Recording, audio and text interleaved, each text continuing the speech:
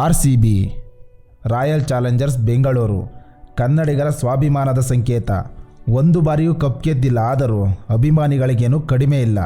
ಬೇರೆ ರಾಜ್ಯದಲ್ಲಿ ಹೀಗಾಗಿದ್ದರೆ ಏನಾಗ್ತಿತ್ತೋ ಗೊತ್ತಿಲ್ಲ, ಆದರೆ ಕನ್ನಡಿಗರು ಮಾತ್ರ RCBನ ಮೆರೆಸ್ತಾರೆ. ಹಾಗಾಗಿ RCB ಮತ್ತು RCB ಫ್ಯಾನ್ಸ್ನಿಂದ ಕಲಿಯಬೇಕಾದ್ದು, ಜೀವನದಲ್ಲಿ ಅಳವಡಿಸಿಕೊಳ್ಳಬೇಕಾದ್ದು ಖಂಡಿತ ಇದೆ. ಹಾಗಾಗಿ ಶುರು ಮಾಡೋಣ ಇವತ್ತಿನ video. First point, self respect. ಯಾರೇ ಆಗಲಿ ಜೀವನದಲ್ಲಿ ಸೋಲಲಿ ಗೆಲ್ಲಲಿ ನಮಗೆ ನಾವು ರೆಸ್ಪೆಕ್ಟ್ ಮಾಡಿಕೊಳ್ಳಬೇಕು. ನಮ್ಮನ್ನು ನಾವೇ ಕಡೆಗಣಿಸಿದರೆ ಬೇರೆಯವರು ನಮ್ಮ ಮೇಲೆ ಸವಾರಿ ಮಾಡ್ತಾರೆ. Second point, self confidence. ಎಷ್ಟೇ ಸರಿ ಸೋತರೂ ತನ್ನ ಮೇಲೆ ನಂಬಿಕೆ ಕಳೆದುಕೊಳ್ಳದೆ ಧೈರ್ಯವಾಗಿರೋದು.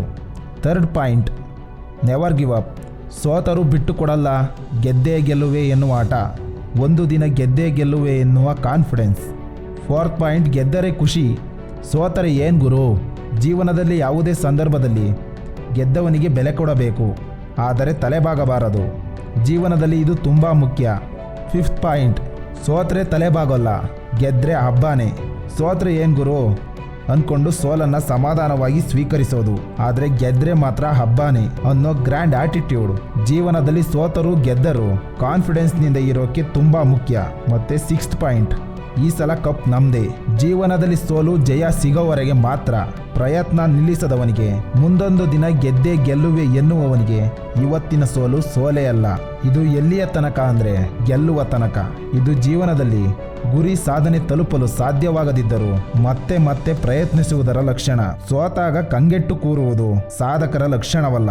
ಇವಿಷ್ಟು RCB ಮತ್ತು RCB ಫ್ಯಾನ್ಸ್ನಿಂದ ಕಲಿಯಬೇಕಾದ್ದು.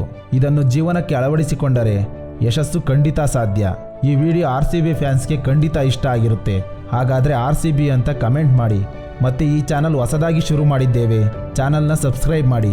ಏನಾದರೂ ತಪ್ಪಿದ್ದರೆ ಮನ್ನಿಸಿ. ವಿಡಿಯೋ ಇಷ್ಟ ಆದರೆ ಲೈಕ್ ಮಾಡಿ, ಶೇರ್ ಮಾಡಿ ನಿಮ್ಮ RCB ಫ್ಯಾನ್ಸ್ ಫ್ರೆಂಡ್ಗೆ. ವಿಡಿಯೋ ನೋಡಿದ್ದಕ್ಕೆ ಧನ್ಯವಾದ.